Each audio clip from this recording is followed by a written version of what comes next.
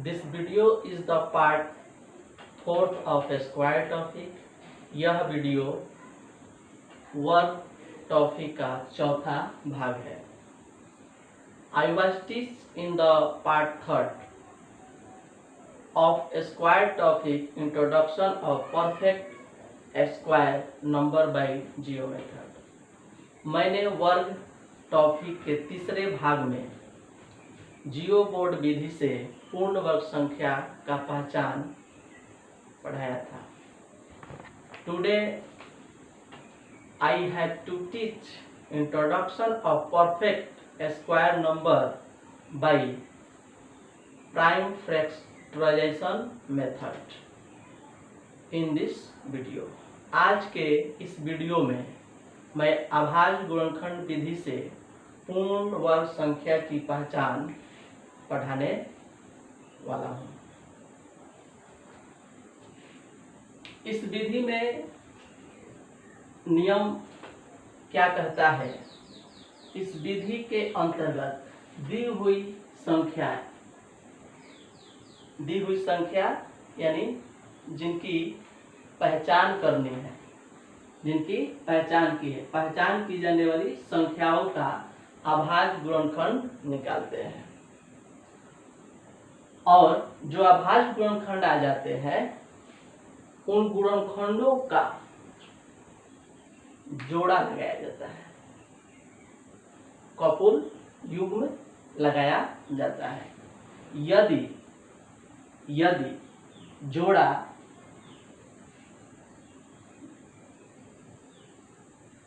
दी हुई संख्या यदि अभाज्य गुणनखंडों का जोड़ा लग जाए,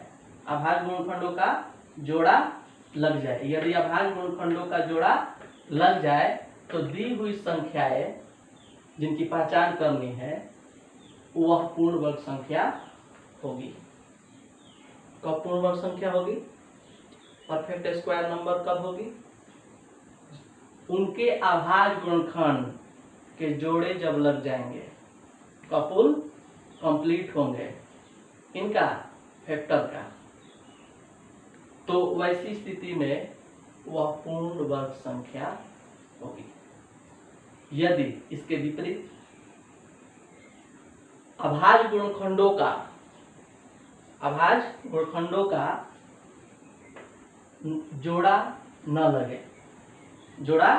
लगे तो संख्याएं या पहचान की जाने वाली संख्याएं पूर्ण वर्ग संख्या नहीं होती है या नहीं होगी।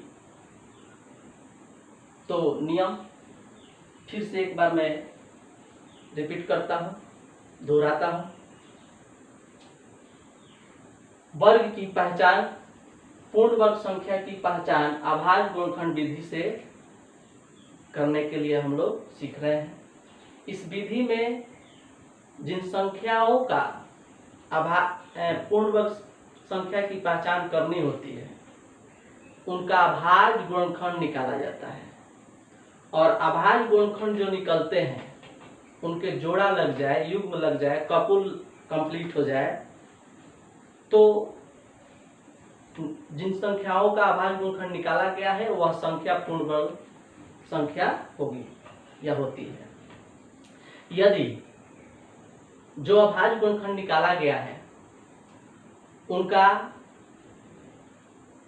जोड़ा नहीं लगता है या कुछ गुणनखंडों का जोड़ा लगता है और उसमें से कुछ ऐसी संख्या है गुणनखंड के रूप में जो आई है संख्या, उनका जोड़ा नहीं लगता है, तो वह संख्या पूर्ण वर्ग संख्या नहीं होगी। अब आइए इस नियम को मैं एग्जाम्पल उदाहरण के तौर पर समझ जाता हूं। सबसे पहली संख्या हम 25 लेते हैं, 25। अब इनका मैं प्राइम फैक्टराइजेशन अभाज्य गुणनखंड निकालूंगा। तो किसी भी संख्या का अभाज्य गुणनखंड कैसे निकाला जाता है? तो वह संख्या यहाँ चुनते हैं या सिलेक्ट करते हैं जो इसको पूरा पूरा काट दे, उसको मैं यहाँ नोट करूंगा, और कितने मात्रा में काट रही है उसको मैं नीचे लिखता हूँ। ये पिछली क्लास की बातें हैं। तो आइए इस संख्या को चेक करते हैं कि कौन से टेबल में है या किस संख्या से कट सकती है। तो सभी संख्याओं का अभाज्य गुणनखंड के रूप में जो एक आता है उनका जोड़ा नहीं लगाएंगे और लेंगे भी नहीं अभाज्य गुणनखंड के रूप में, उससे कोई फर्क नहीं पड़ता है। तो हम डायरेक्ट यहाँ 1 को नहीं लेंगे, छोड़ेंगे, क्योंकि 1 सबका अभाज्य गुणनखंड होता है। 2 को लेंगे, 2 को लेंगे, 1 को छोड़ेंगे, 2 को लेंगे तो 2 इसको पूरा पूरा नहीं काट रही है, या योग कहें तो 2 के पहाड़ा में 25 संख्या नहीं है, 2 के टेबल में 25 नहीं आता है। इसी तरह 3 से चेक करेंगे, 3 से चेक करेंगे, 4 से चेक करेंगे, 5 से चेक करेंगे। इस क्रम में 5 ऐसी संख्या है जो इन्हें पूरा पूरा काट देती है। तो हम यहाँ 5 लिखेंगे, यानी कि वह संख्या यहाँ लिखेंगे जो इसको काट रही है। अब कितने बार में काट रही है? तो 5 बार में काट रही है। तो यह इस संख्या का जो 2 संख्या दिखाई दे रहा है 5 5 अभाज्य गुणनखंड होगा। 25 बराबर 5 गुणे 5। ये 5 गुणे 5 जो आए हैं ये 25 का क्या होंगे? अभाज्य गुणनखंड हो गया। अभाज्य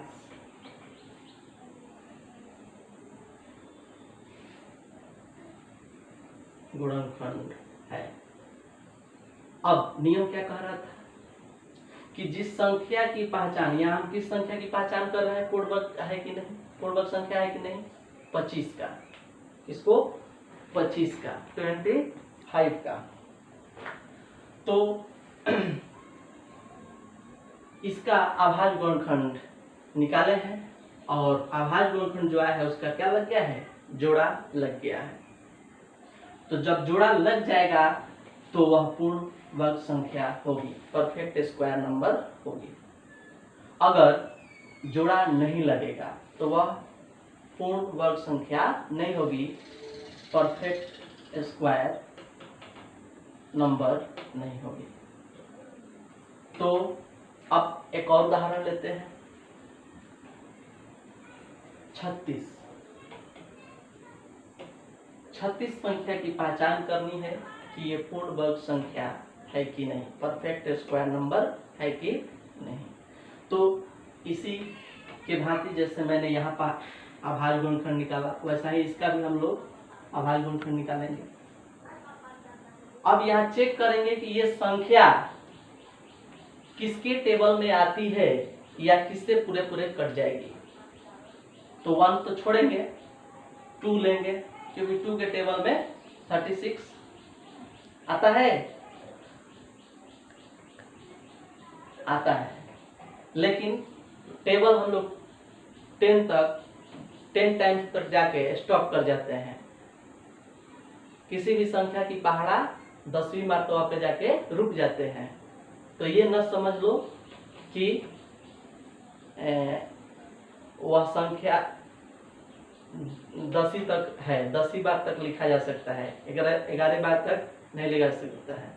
होता है 2 11वां 22, 2 दहिया 20, 2 11वां 22, 2 12वां 24, लेकिन वो चीज 12 के टेबल में आ जाता है। लेकिन किसी भी संख्या का आप टेबल आगे अनंत तक जा सकते हैं। तो आइए यहाँ हम 2 लेंगे और 2 से ये संख्या अगर कठिन लग रहा है कि 2 के टेबल में नहीं है, तो आप इतना तो जानते हैं कि किसी भी संख्या के इकाई के स्थान पर 0 2 4 6 8 हो तो वह संख्या 2 से कट जाती है। तो उसी नियम से चलते हैं, विभाजता का नियम से। अगर विभाजता का नियम मालूम नहीं है तो मैं विभाषा का नियम वाला वीडियो भी बना दूंगा। तो यहाँ मैंने उस संख्या को चुना जो इस संख्या को पूरा पूरा काट दे। तो मैंने 2 को लिया। 2 जो है 36 को कितने बार में काटेगी, तो आइए देखते हैं। 2 एकम 2, यहाँ से एक हाथ सिंह गया तो 16 हो जाएगा। 2 अठे 16, 2 अठारह 36, या 18 गुना के 36। अब फिर ये संख्या किस संख्या से कट रही है, तो 2 से ये भी कट जाती है, तो 2 9 18। अब 9 किस संख्या से कटेगी, तो 2 से नहीं कटेगी। 1 से कटेगी तो 1 नहीं लेंगे। 3 से कटेगी तो 3 को लेंगे। 2 से नहीं कटेगी ये, तो 3 के 9। अब ये आगे नहीं बढ़ सकता है, एक मरतबा में जा सकता है, तो 1 को छोड़ेंगे। तो अब यहाँ हम 36 बराबर नोट करेंगे। ये साइड वाले जो आए हैं नीचे वाले, 2 गुणे 2 गुणे 3 गुणे 3। अब देख के बताइए तो नियम क्या कहता है कि जो अभाज्य गुणनखंड आए हैं उनका हम जोड़ा लगाएंगे। तो यहाँ 2 2 कितने बार आया है, 2 बार। जोड़ा का मतलब एक ही संख्या एक जैसी 2 बार आए हो तो वह जोड़ा हो जाएंगे, युग्म हो जाएंगे, कपुल हो जाएंगे। तो 2 2 का जोड़ा लग गया, 3 3 का क्या लग गया, जोड़ा लग गया। तो बताइए ये नियम क्या कह रहा है कि जोड़ा लग जाए तो पूर्ण वर्ग संख्या होगी, will be perfect square number. अगर जोड़ा न लगे तो not will be perfect, will not be perfect square number. ऐसा ही एक और उदाहरण लेते हैं। 49 लेते हैं, 49। अब इसका अभाज्य गुणनखंड निकालेंगे। इसका अभाज्य गुणनखंड निकालेंगे तो 49 जो है 1 से नहीं, 1 से तो कटेगा तो 1 तो लेंगे नहीं, 2 से नहीं कटेगा, 3 से नहीं कटेगा। विभाषा के नियम के आधार पर हम डायरेक्ट पहुंचेंगे। ये 7 से कटेगा, 7 सते 49। अब इसे आगे नहीं बढ़ेगा। 49 बराबर 7 गुणे 7। अब यहाँ जो ये अभाज्य गुणनखंड आए हैं, अभाज्य गुणनखंड जो आए हैं इनके जोड़ा लग रहा है कि नहीं लग रहा है। जोड़ा का मतलब एक ही संख्या 2 बार आई हो, एक ही जैसे 2 बार आई हो, तो जोड़ा लग गया। तो जोड़ा लग गया तो ये संख्या जिनकी हम अभाज्य गुणनखंड निकाले हैं वो पूर्ण वर्ग संख्या होगी। तो यहाँ अभाज्य गुणनखंड का जोड़ा लगा है, इसलिए 49 क्या होगी, पूर्ण वर्ग संख्या होगी या होती है। इसी तरह इसके नीचे भी लिख लीजिए। यहाँ छोटा है, यहाँ अभाज्य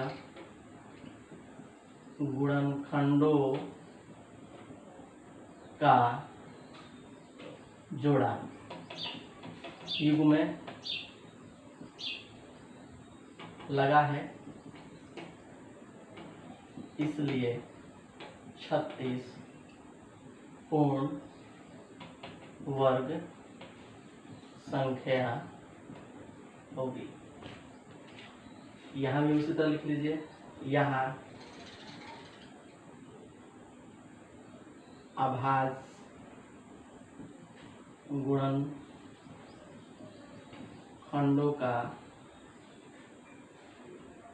जोड़ा युग्म में कपुल लगा है, इसलिए 25 पूर्ण वर्ग संख्या होगी।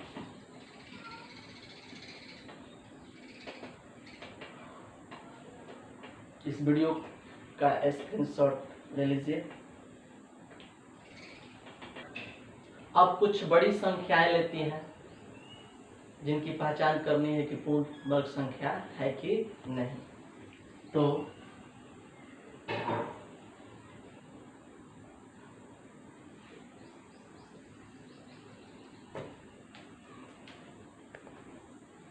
छः सौ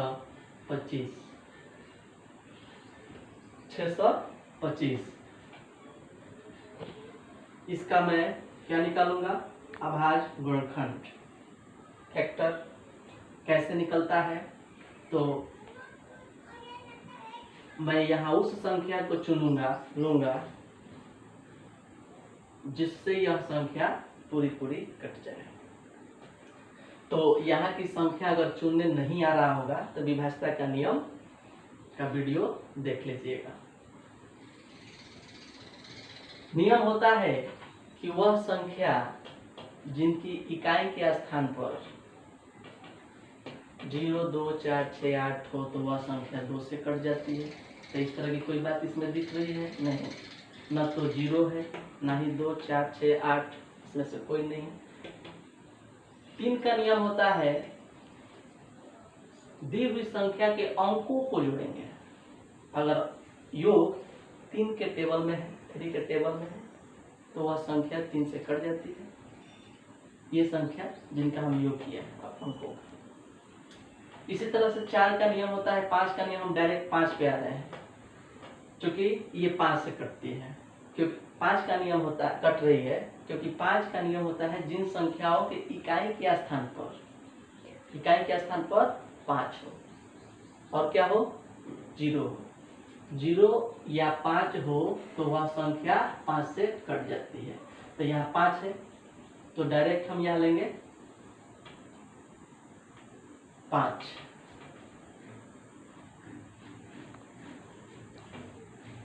अब 5 एकम 5, यहाँ से 1 हासिल गया, 5 दूना के 10, 5 25।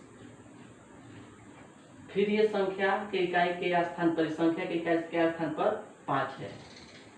यहाँ भी 5 था, यहाँ भी 5 है, तो फिर 5 से कटे यानी हम यहाँ 5 ले लेंगे। अब कितने मात्रा में कटेगा तो इसका टेबल पढ़ेंगे। 5 दूना के 10, यहाँ से 2 गया, 5 25।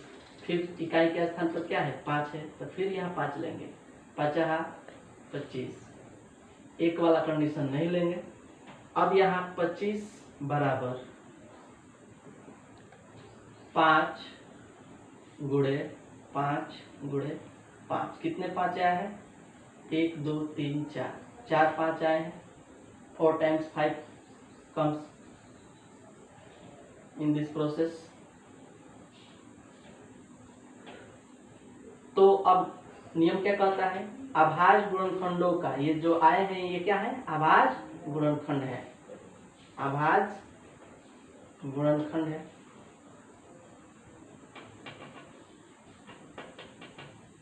अभाज्य गुणनखंड है।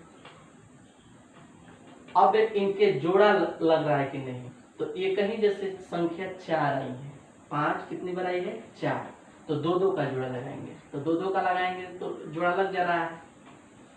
तो यहाँ लिखेंगे पिछले उदाहरण की तरह कि यहाँ अभाज्य गुणनखंडों का जोड़ा या युग्म लग गया है।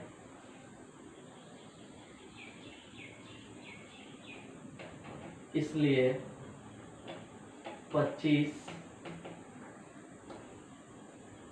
नहीं 625 पूर्ण वर्ग संख्या, परफेक्ट स्क्वायर नंबर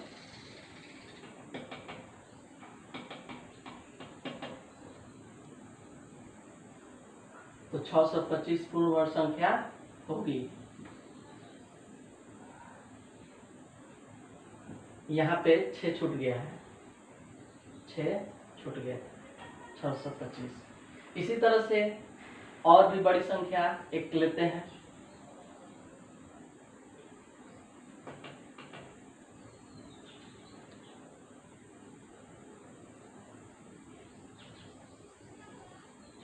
संख्या 400 की पहचान करनी है कि ये पूर्ण वर्ग संख्या है कि नहीं। तो इसका हम आभाज्य गुणनखंड निकालेंगे। 2 दूना के 4, 2 एकम 2, 2 पचास 100, 2 पच्चीस 50, 50 25। तो 400 बराबर 2 गुणे 2 गुणे 2, 1 2 3 4, 1 2 3 4 गुणे 5 गुणे 5। अब यहाँ गुणनखंड जो आए हैं इनका हम जोड़ा लगाएंगे। 2 पर 1, 2 पर 1, 2 पर 1 खींचेंगे 12। ठीक है, तो 12 का चिन्ह ये ऊपर लगता है। ऊपर लगा के आप चेक कर लेंगे कि जोड़ा लग रहा है कि नहीं। तो यहाँ जोड़ा लगा है, तो यही तर्क लिखिए। यहाँ अभाज्य गुणनखंडों का अभाज्य गुणनखंडों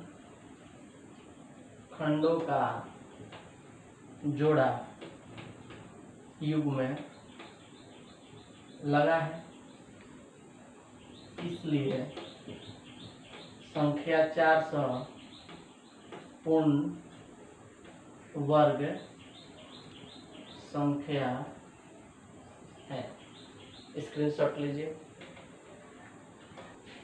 अब कुछ ऐसे उदाहरण लेंगे जो पूर्ण वर्ग नहीं होते हैं, लेकिन पहचान अभाज्य गुणनखंड के माध्यम से करेंगे। पहला मैं एग्जाम्पल 25 लिया था, तो 25 में 1 जोड़ दीजिए, 1 घटा दीजिए, या और भी कोई संख्या ले सकते हैं। तो हम पहला उदाहरण 25 लिए थे, तो चलिए 25 में 1 बढ़ाएंगे तो कितना हो जाएगा 26। तो 26 का आप गुणनखंड निकालिए। 2 से कट जाएगा, 2 13 हमारा 26, आगे नहीं बढ़ेगा। आगे एक वाला कंडीशन नहीं लिखेंगे किसी में भी। तो यहाँ 26 बराबर 2 गुणे 13। तो यहाँ जो अभाज्य गुणनखंड आए हैं ये इनके जोड़े लग रहे हैं नहीं। तो यहाँ जोड़ा मतलब यहाँ 2, यहाँ भी 2 आया होता, या यहाँ 13, यहाँ 13 आया होता, तब जोड़ा लगता। एक नहीं, जैसे दोनों एक 2 बार आए होते, 2 बार नहीं, एक ही संख्या 2 बार आई होती। तो यहाँ दोनों अलग अलग अभाज्य गुणनखंड का जोड़ा नहीं लग रहा है। तो लिखेंगे, यहाँ तर्क देंगे, यहाँ अभाज्य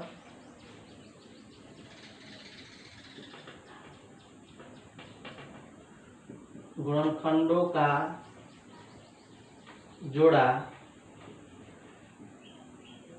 युग्म में नहीं लगा है, इसलिए 26 पूर्ण वर्ग संख्या नहीं होगी।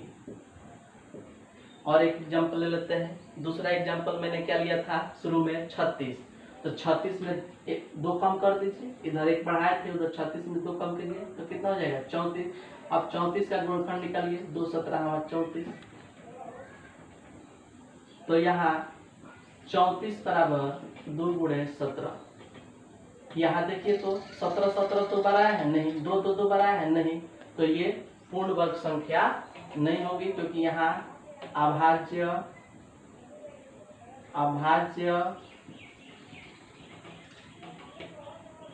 गुणनखंडों की संख्या, अभाज्य गुणनखंडों का जोड़ा युग्म में नहीं लगा है, इसलिए 34 पूर्ण वर्ग संख्या नहीं होगी। और एक एग्जांपल लेते हैं बड़ी वाली संख्या में। 625 लिए थे ना, तो 626 ले लीजिए। 626 लेंगे तो इसको कटाइए। 2 तिहाई 6, 2 एकम 2, 2 तिहाई 6, 3 1 4 3 7।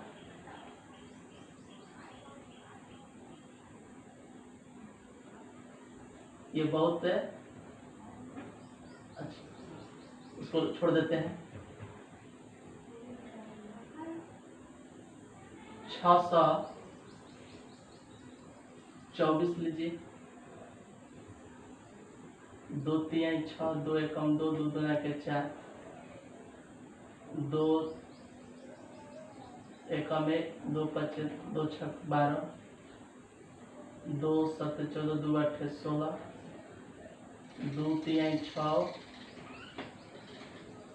2 3 6, 2 9 18, 9 3 12, अब ये नहीं कटेगा तो 3 से लेंगे, 3 13 39, ठीक है। इसको एक बार चेक कर लेते हैं, 2 3 2 6 2 एकम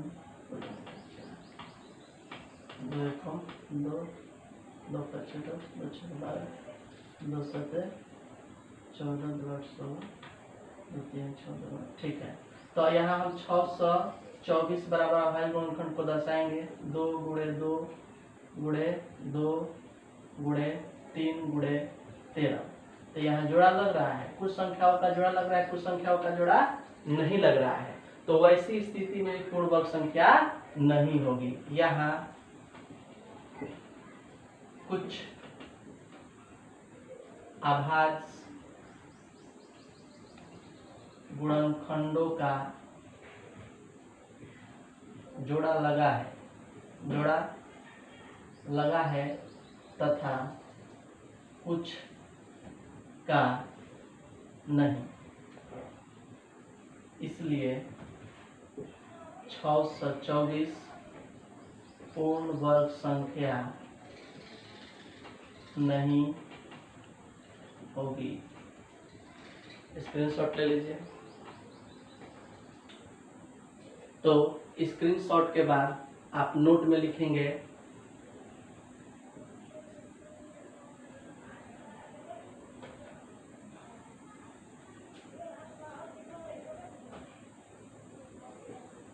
जोड़ा या युग्म कपूर का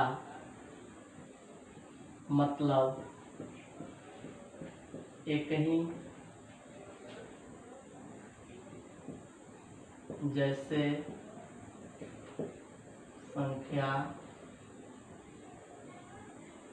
2 बार या 2 बार आई हो। जोड़ा या युग्म कपूल का मतलब एक ही जैसे संख्या 2 बार आई हो से होता है। दूसरा नोट,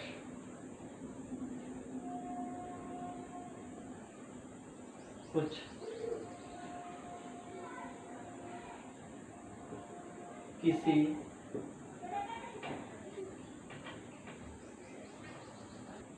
किसी संख्या के अभाज्य गुणनखंडों के रूप में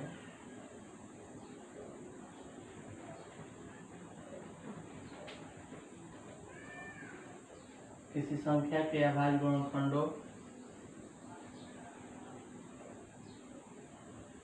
में से कुछ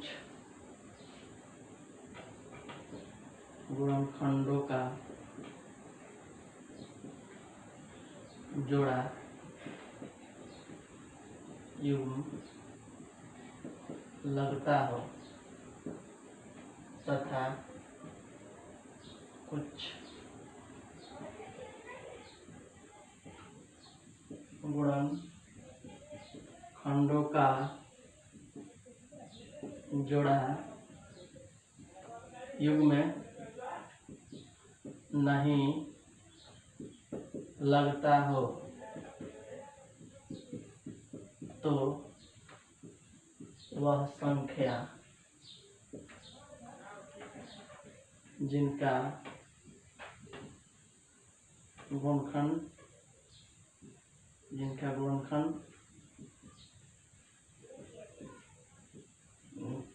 निकाला गया है वह पूर्ण वर्ग संख्या नहीं होती है। Thank you for watching this video. यदि वीडियो पसंद आए तो लाइक करें, ना पसंद आए तो डिसलाइक करें और उसका कारण डिस्क्रिप्शन बॉक्स में अवश्य लिखें।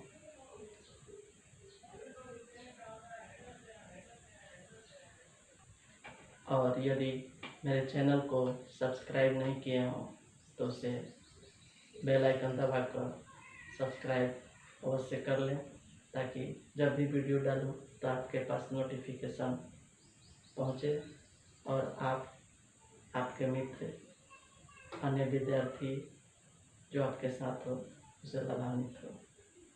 Thank you.